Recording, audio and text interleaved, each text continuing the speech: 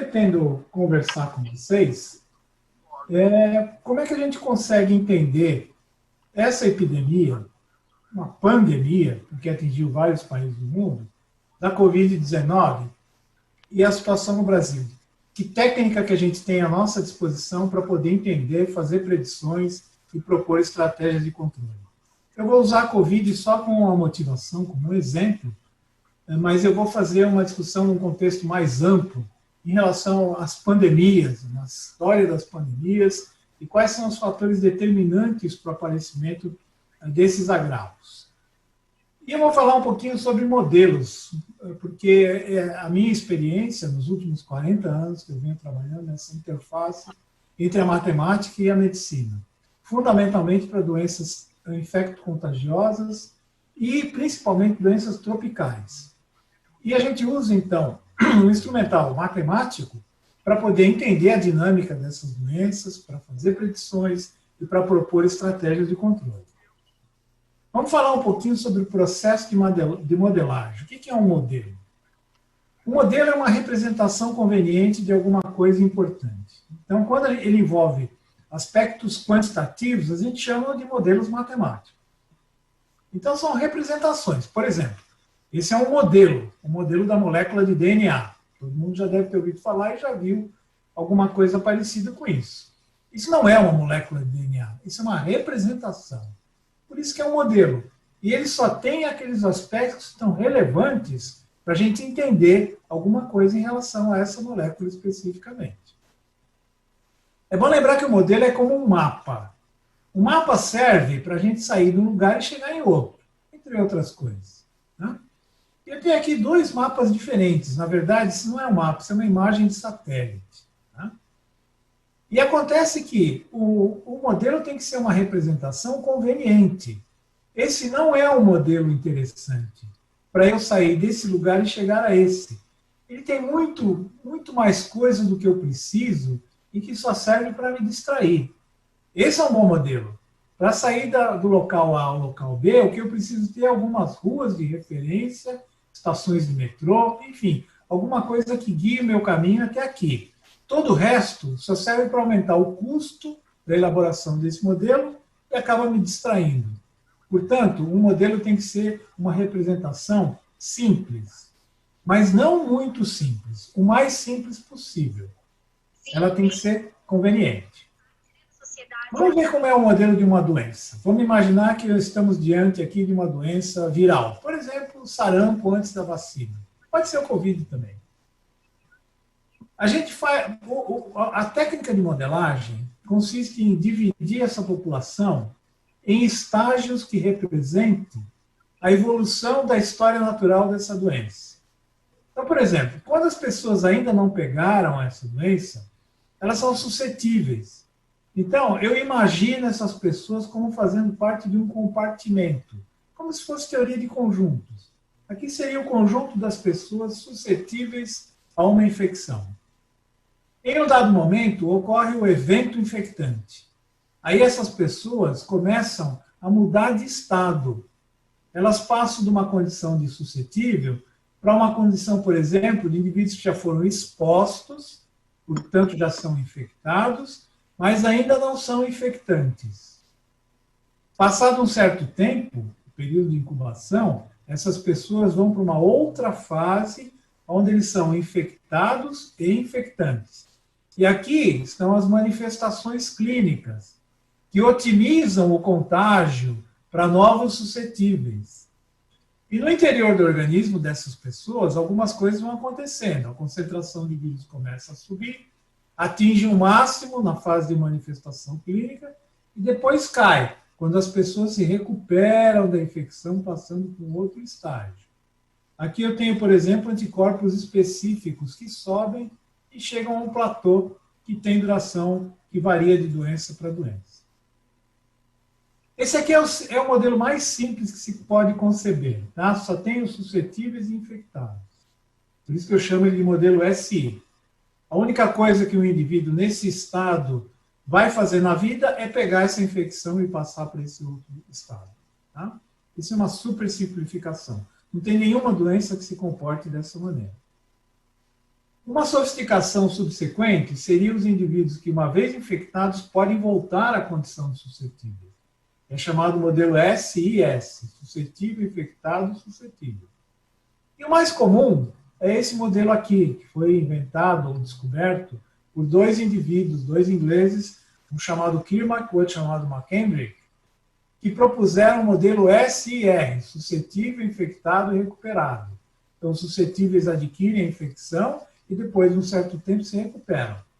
Esse aqui é o arcabouço básico sobre o qual a gente vai colocando realismos biológicos, dependendo da doença que eu quiser modelar. Eu vou mostrar um exemplo da COVID, que é uma expansão, uma sofisticação sobre esse tipo de modelo SR.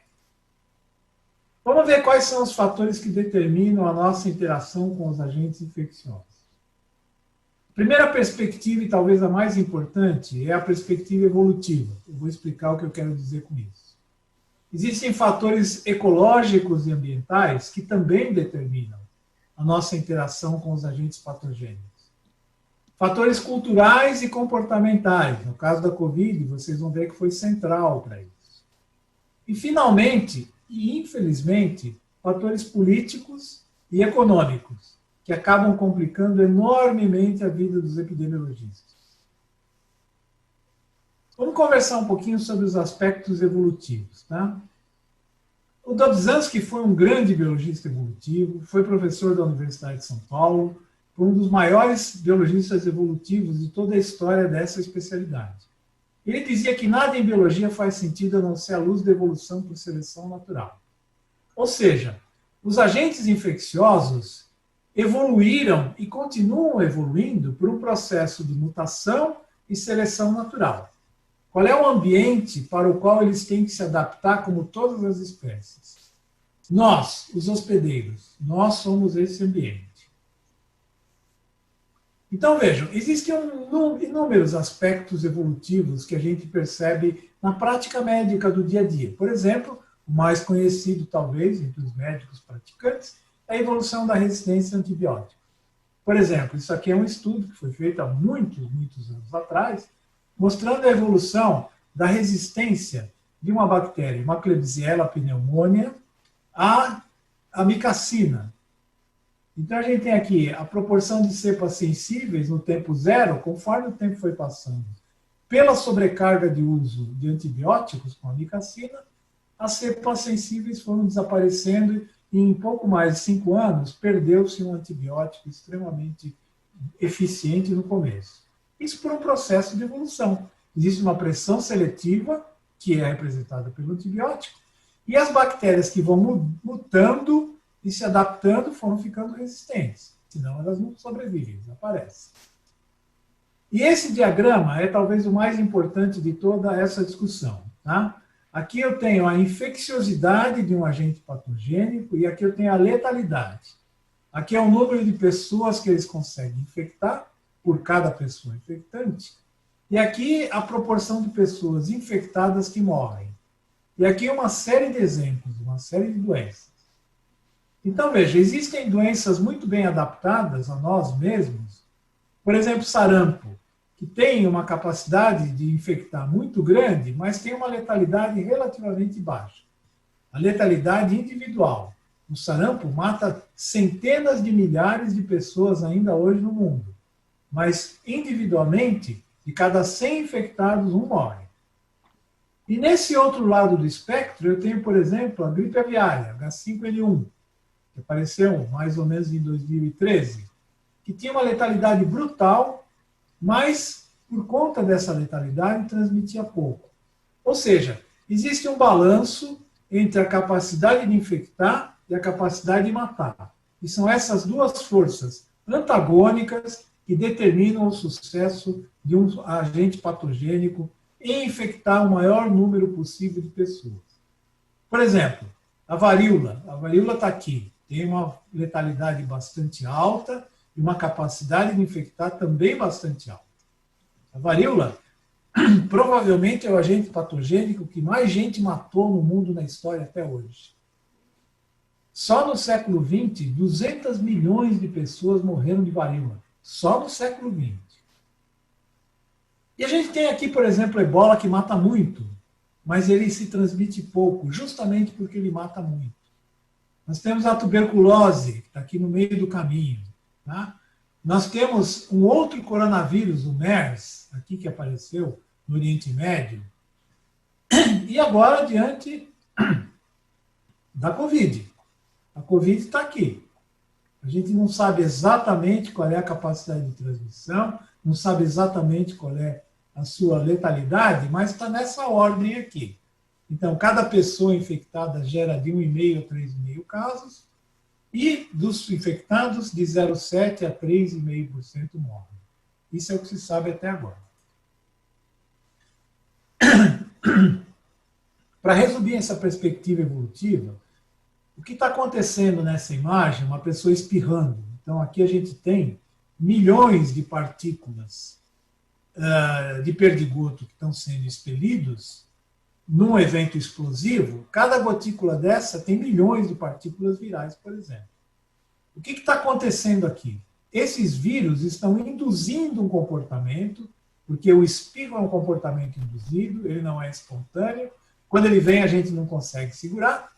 E ele está fazendo isso para maximizar a sua aptidão darwiniana, ou seja, a sua capacidade de infectar o maior número possível de pessoas.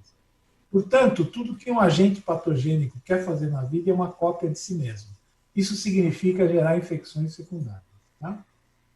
E todos esses fatores evolutivos estão encapsulados num conceito, que é a reprodutibilidade da infecção, chamada de R0.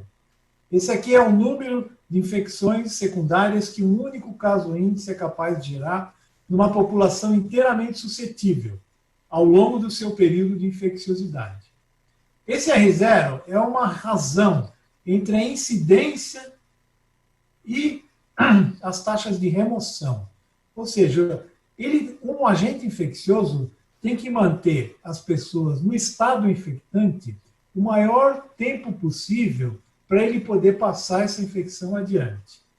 Então, quanto maior a taxa de incidência e quanto menor a remoção, e essa remoção pode acontecer ou porque a pessoa se recupera da doença, ou porque ela morre, ou simplesmente porque ela vai embora dessa população. Portanto, não é uma vantagem evolutiva matar demais. Os patógenos evoluem no sentido de reduzir a sua letalidade, de abrandar a sua capacidade de matar. E, ao mesmo tempo, eles evoluem no sentido de maximizar o número de infecções secundárias, de se espalhar na sua população de hospedeiro. É isso que determina o sucesso de um patógeno. Aqui eu tenho alguns exemplos desse valor de reprodução. Então, o sarampo, como eu disse, é muito bem sucedido. Cada caso, na ausência de vacina, gera 13, 14, 15, 20 infecções secundárias. A malária provavelmente é o campeão deles. Um indivíduo infectado com malária é capaz de gerar 200, 300, 1000 infecções secundárias, desde que tenha mosquito suficiente para passar essa infecção adiante. E assim vai para cada uma dessas doenças, tem um valor. A Covid está sendo estimada entre 3 e 4. Ou seja, cada caso de Covid gera, na ausência de controle, de 3 a 4 casos secundários. Tá? A gente fez uma medida para algumas cidades do Brasil e tem toda essa distribuição, desde Fortaleza, que tem uma capacidade reprodutiva em torno de 15, até aqui embaixo, Feira de Santana, que está em torno de 2. Mas a média para o Brasil, quando a Covid chegou, era de 3,3, em média. Se a gente faz uma quarentena e impõe uma regra de distanciamento social, faz as pessoas usarem máscara, usar álcool gel, eu consigo reduzir esse valor pela metade. Para eu controlar essa doença, eu precisaria que 70% da população se protegesse. Então, o que acontece? Esse é o caminho da evolução. Então, quanto maior a taxa de letalidade, menor é a capacidade reprodutiva desses agentes. Então, existiria um valor médio, ótimo, intermediário, que maximiza a transmissibilidade. Então, se a virulência é muito baixa, o patógeno não se transmite. Mas se ela é muito alta, ela mata demais. A gente costuma dizer que ele joga o bebê fora junto com a água do banho. Então, não é uma boa estratégia. Tanto isso é verdade que as doenças que são transmitidas por vetores têm aqui uma distribuição de letalidade muito maior do que as doenças que se transmitem diretamente. Então, as doenças que se transmitem diretamente não pode se dar o luxo de matar muito. Já as que se transmitem por vetores, insetos vetores, eles podem, porque tem um vetor que vem buscar a infecção e leva adiante. Veja o exemplo da gripe aviária, H5N1. Quando apareceu em 2003, a letalidade era de 100%. Conforme os anos foram passando, essa letalidade foi caindo, foi caindo, foi caindo. E é possível que vai se estabelecer ou se estabilizar em algum valor que maximize a transmissão. Essa não é uma doença que se transmite de gente para gente, porque, felizmente, esse patógeno não chegou a fazer a sua taxa de mutação para que ele pudesse se transmitir diretamente, porque ele tem uma letalidade absolutamente fora do comum. E aqui está um fator comportamental que é o que garante o espalhamento das doenças. É aqui que aparece a pandemia. Isso aqui, obviamente, todo mundo está reconhecendo, é uma malha aeroviária. Isso significa que nós estamos a, no máximo, 24 horas de qualquer foco de aparecimento de uma nova infecção. Então, aparece uma infecção em qualquer lugar do mundo, nova, e em menos de 24 horas ela chegou no mundo inteiro. E é por isso que a gente está sempre sob o risco de novas pandemias. Então, esse é um dos fatores importantes. Tá? Comportamental e cultural, ou seja, a nossa convivência com as zoonoses. Praticamente todas as infecções do ser humano vieram de alguma espécie animal. Portanto, o nosso contato com esses animais é que garante que cepas que vão aparecendo por mutação acabam fazendo o salto entre as espécies. Por exemplo, a famigerada sopa de morcego. Então, o que acontece aqui? Vamos combinar, ninguém pega a Covid tomando sopa de morcego. Então, se alguém ofereceu para algum de vocês, pode tomar tranquilamente que não há risco. O problema está no preparo da sopa de morcego. Então, o que acontece? Você tem que caçar o morcego, você tem que matar o morcego, você tem que eviscerar esse morcego. E nesse processo é que acontecem os acidentes. Então, quando você está lá eviscerando esse animal, você se corta e pronto. Feita a ponte entre uma espécie e o ser humano. Os morcegos transmitem 65 tipos de vírus para o ser humano. E eles albergam alguma coisa como 5.000 diferentes tipos de coronavírus. Agora as pessoas vão lá e tomam a sopa do morcego. É inevitável que a gente acaba tendo esse tipo de problema. E é inevitável que a gente vai ter outros tipos de problemas enquanto persistirem esses aspectos culturais e comportamentais. Um conceito interessante que deriva da reprodutibilidade é a chamada reprodutibilidade efetiva, o RT. O RT que tem sido muito vinculado na mídia. Então a gente ouve quase toda noite o Jornal Nacional dizendo que os pesquisadores do Imperial College disseram que o RT do Brasil é 0,9. O que é o RT? É o produto da reprodutibilidade basal vezes a fração de suscetíveis remanescentes.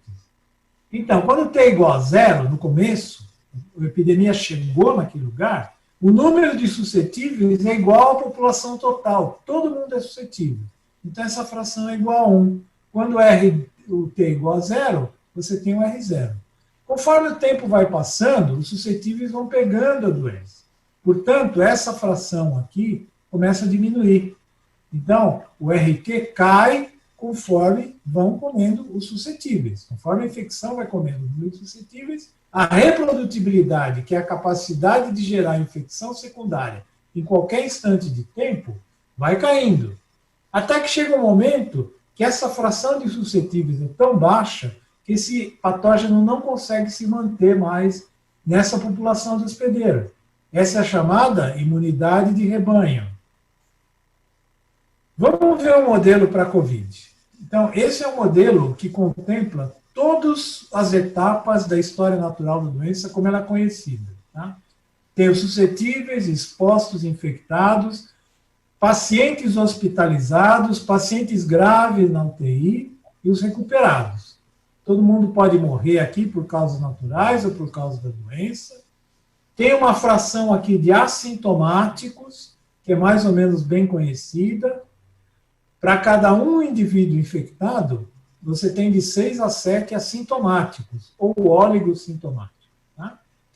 E esse modelo foi desenhado para a gente investigar a política de testagem e isolamento. Então, eu posso testar esses indivíduos, todos eles aqui. Esses aqui eu não preciso testar, porque eles já estão isolados, eles estão em ambiente hospitalar, e eu ponho esses indivíduos de quarentena.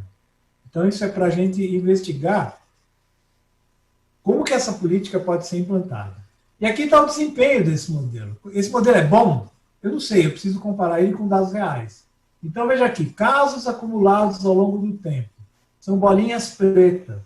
Azul é o que o modelo está dizendo. Então, veja que o modelo reproduz exatamente os casos observados e os óbitos acumulados, no seu intervalo de confiança. Agora, vejam o que esse modelo está projetando. Preste atenção numa coisa. Nós estamos aqui. Nós estamos aqui perto de 6 milhões. Ele está me dizendo que isso vai até junho do ano que vem, quando nós vamos bater perto de 8 milhões, se essa vacina não ficar pronta. Podem morrer aqui 200 mil pessoas. Tá? E aqui a gente tem o RT. Lembra quando ele chegou em torno de 3 e ele foi flutuando, flutuando. Ele vai cair de 1, que é o limiar. Por que é o limiar? Porque se um caso não for capaz de gerar pelo menos uma infecção secundária, essa doença desaparece. Então, 1 é o valor mágico. Quando estiver abaixo de 1, a epidemia começa a cair. Essa aqui é a incidência de casos novos por dia. Tá? Mas ela vai continuar aqui, ó. Vai continuar, maio, junho, julho de 2021. Então, veja a projeção aqui. Casos por dia e óbitos por dia. A menos que apareça a vacina em tempo, nós vamos estar convivendo com essa epidemia ao longo do próximo ano. Tá? Mais um conceito importante é o de achatamento da curva. Então, o que é o achatamento da curva? Essa é a curva de incidência, o número de casos novos por dia, natural da Covid, com aquele R0 de 3. O que acontece? Se eu protejo essa população, por exemplo, se eu fizer o R0 cair de 3,5 para 1,75, ou seja, protegendo 50% da população, a curva de casos diários ela é achatada. Essa é a curva que tem que ser achatada. É a curva de incidência. Então, o que acontece? Ela chega num pico muito mais baixo, mas, em compensação, ela vai lá para frente e ela fica muito larga. Ou seja, a gente acaba tendo que conviver com esse vírus por muito tempo. Nós fizemos essa previsão em março, com o nosso modelo. No estado de São Paulo, quando é que essa curva atingiria o pico? Nós previmos que fosse em torno de julho. E, de fato, foi quando ela atingiu o máximo no estado de São Paulo. A previsão se mostrou correta. E aqui a gente fez uma simulação para ver, isso aqui está em escala logarítmica, a curva de incidência sem nenhuma mitigação, com 50% de distanciamento social, e o que teria acontecido se tivesse adotado o lockdown verdadeiro. O lockdown é uma medida extrema, mas veja o que ela faz. Ela zera essa epidemia em 6 semanas.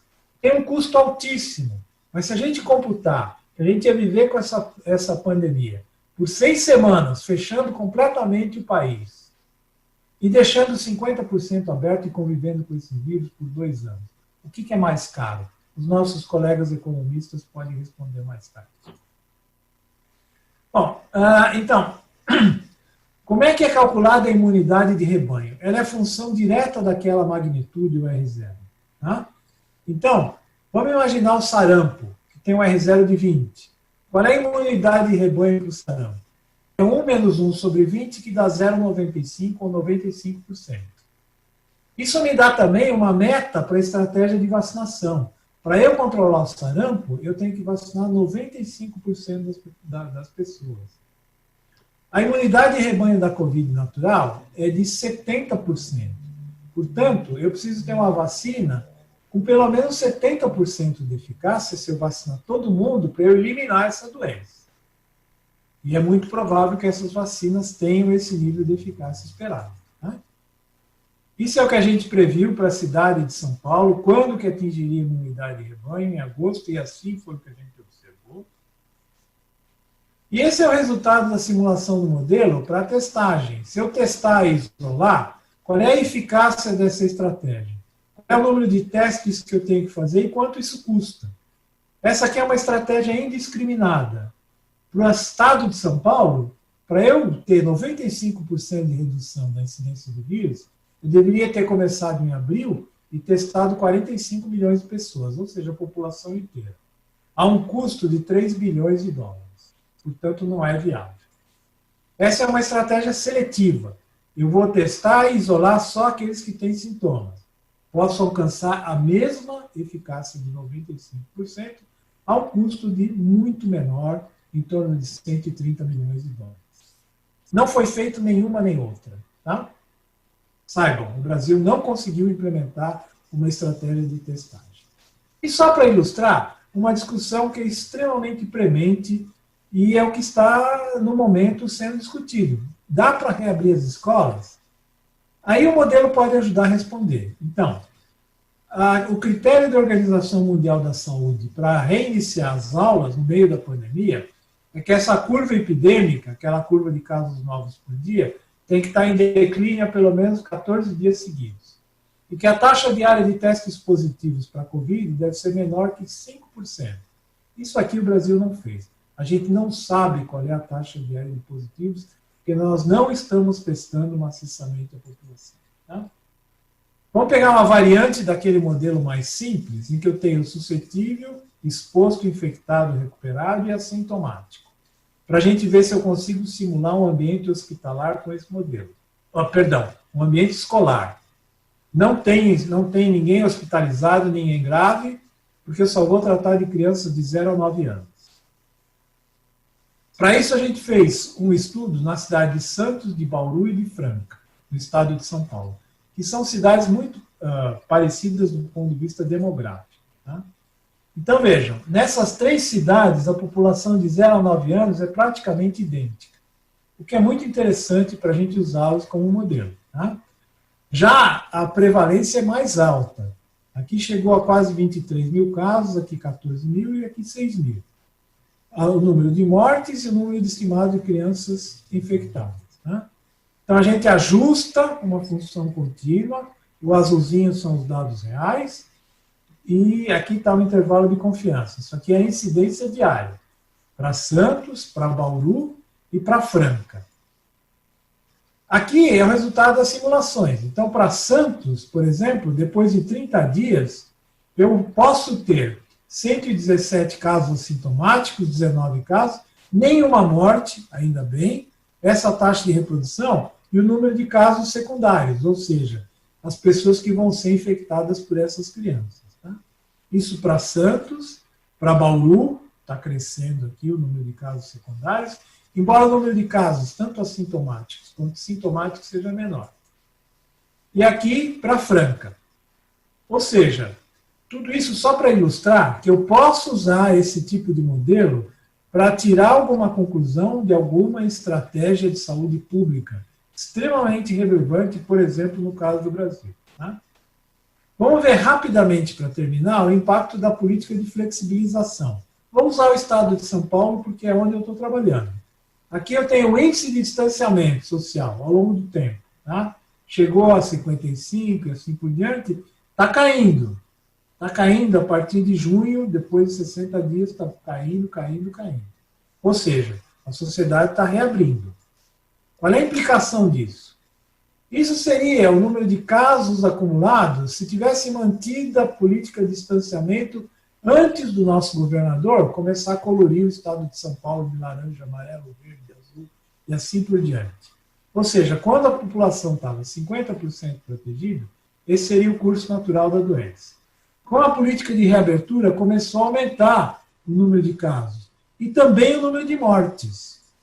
Então, O que acontece? Essa seria a curva de incidência projetada se mantivesse o distanciamento anterior, e isso é o que acontece como resultado da flexibilização. Isso se traduz em 1.318 óbitos, numa diferença de 60 dias. Ou seja, só pela política de flexibilização, 1.300 pessoas morreram que não precisavam ter morrido. Esse é o ponto central da discussão.